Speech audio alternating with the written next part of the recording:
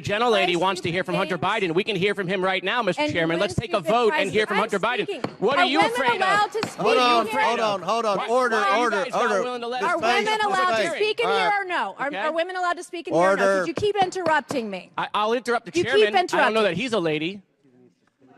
I think that that Hunter Biden should be arrested right here, right now, and go straight to jail. Our nation is founded on the rule of law. Come on. And the premise that the law applies equally to everyone, no matter what your last Point of order, Mr. Chairman. Point of order. It doesn't matter who you are. Point of order, Mr. Chairman. Biggs over here. Donald Trump Jr. Hunter Biden's surprise appearance sent this hearing into complete chaos.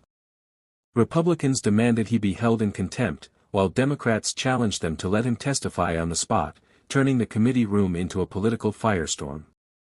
Watch what happened next. He complied with the subpoena. We would have expired. We would have loved that. Do any other members wish to be heard?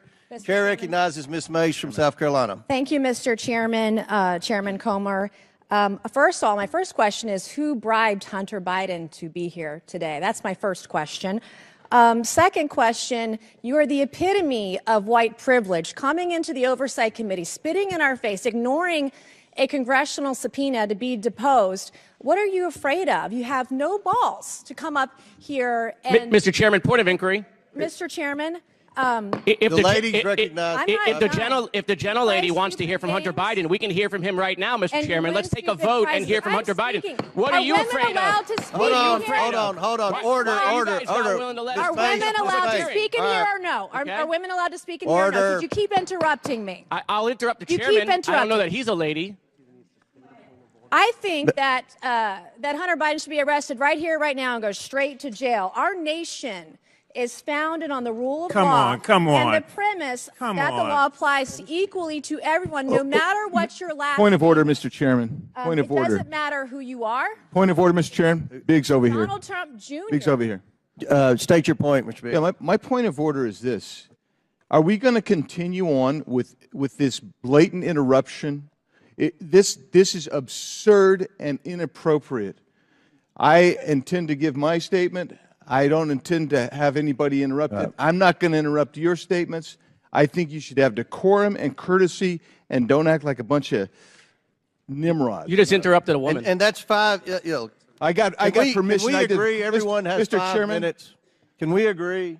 Point of order again. The assertion that I interrupted was absolutely false. That's typical of the gentleman who spoke it. I got permission to speak from the chairman. I spoke. I was interrupted yet again by the gentleman who doesn't choose to go through the chair and follow proper order. I encourage us. I think if we're going to have any respect at all, we need to have proper decorum. Well said. Well said. I'd like to finish. The rules are everyone's going to be recognized for 5 minutes. Anyone that wants to be recognized will be recognized for 5 minutes. Ms. Mace has 4 minutes and 13 seconds left. Chair recognizes Ms. Mace. It does not matter who you are, where you come from, or who your father is, or your last name. Yes, I'm looking at you, Hunter Biden, as I'm speaking to you. You are not above the law at all. The facts in this case are crystal clear. This committee used and issued a lawful subpoena to Hunter Biden, a critical witness in this committee's investigation into Biden family corruption. Hunter Biden and his lawyers did not claim privilege of any kind because clearly he has none. They didn't contest the legitimacy of our reasons for issuing this subpoena, no reasons, because they clearly are legitimate. And yet he refused to comply. Trump's family members, Don Trump Jr., he did not defy a congressional subpoena. He showed up multiple times for multiple depositions for several hours.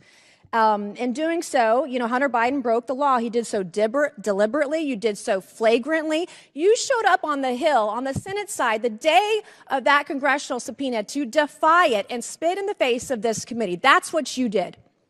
The question the American people are asking us is, what is Hunter Biden so afraid of? Why can't you show up for a congressional deposition? You're here for a political stunt. This is just a PR stunt to you. This is just a game that you are playing with the American people. You're playing with the truth Hunter Biden wasn't afraid to sell access to Joe Biden to the highest bidder when he was in elected office. He wasn't afraid to trade on the Biden brand, peddle influence, and share those ill-gotten gains with members of his family, including Joe Biden. He wasn't afraid to compromise the integrity of the presidency and vice presidency by involving Joe Biden in shady business deals with our foreign adversaries. But Hunter Biden, you were too afraid to show up for a deposition, and you still can't today. I believe that Hunter Biden should be held completely in contempt. I think he should be hauled off to jail right now, because it wasn't long ago, too, my friends on the other side of the aisle, that you also believed in the power of a congressional subpoena. Not long ago at all. You believed in holding those who refuse to comply with a congressional subpoena accountable.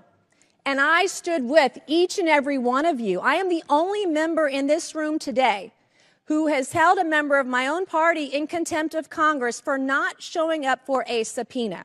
And I see nothing but complete hypocrisy on the other side of the aisle. The ranking member of this committee even so eloquently put it, the lesson is, please tell your children out there in America, if you get a subpoena to go before Congress, go. You have a legal responsibility to do so. So the hypocrisy is stunning. What are we to tell our children today? There's nothing the other side can say with a straight face.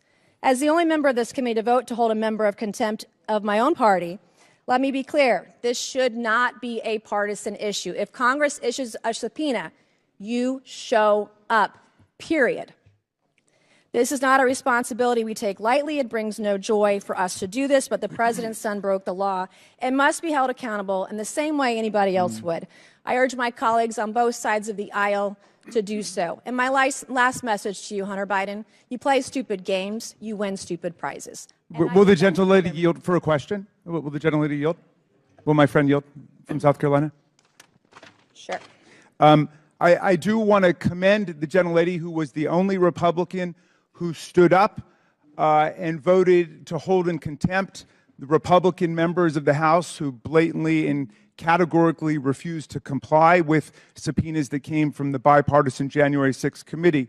I would like to ask my friend, Ms. Mace from South Carolina, whether she's aware of all the case law which says that the committee has to engage in good faith interaction with the witnesses they've called, and they're supposed to arrive at a solution.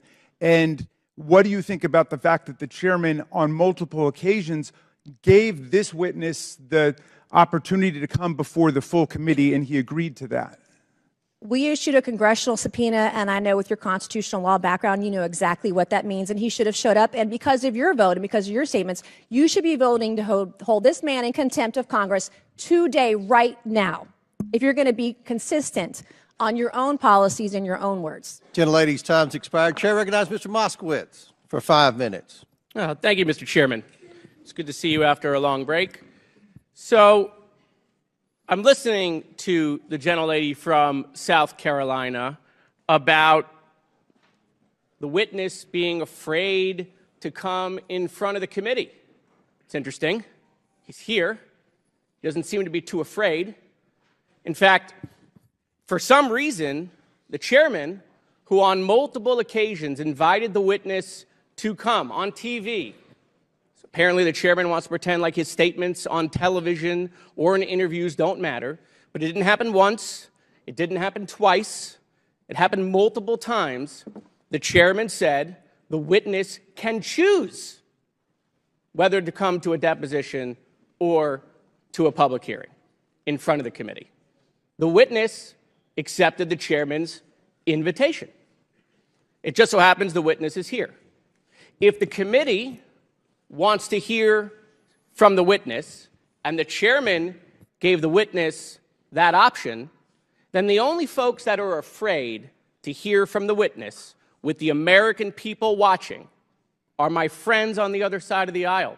I don't know if there's a proper motion, Mr. Chairman, but I'll make a motion. Let's vote. Let's take a vote. Who wants to hear from Hunter right now, today? Anyone? Come on. Who wants to hear from Hunter? Motion's out of order. Yeah. No one. So I'm a visual learner, and the visual is clear. Nobody over there don't want to hear from the witness. The hearing quickly shifted from a contempt vote to a heated procedural battle after Hunter Biden appeared in person before the House Oversight Committee. Representative Nancy Mace argued that Hunter Biden deliberately defied a congressional subpoena by refusing to appear for a closed-door deposition and said Congress must enforce its subpoenas equally, regardless of who is involved. She maintained that no one, not even the president's son, is above the law. Democrats pushed back, arguing that since Hunter Biden was physically present, the committee should simply allow him to testify publicly. Representative Jamie Raskin and Representative Matt Gaetz both pointed to previous statements suggesting a public appearance was an option, with Gaetz challenging the committee to hear directly from Hunter Biden on the spot. The exchange exposed sharp disagreements over congressional oversight, subpoena enforcement, and whether the investigation was focused on obtaining testimony or following established procedures. What do you think?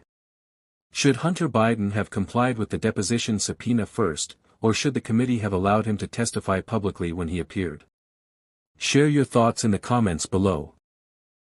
If you enjoyed this video, don't forget to like, subscribe, and turn on notifications for more congressional hearings, political debates, and breaking news from Washington.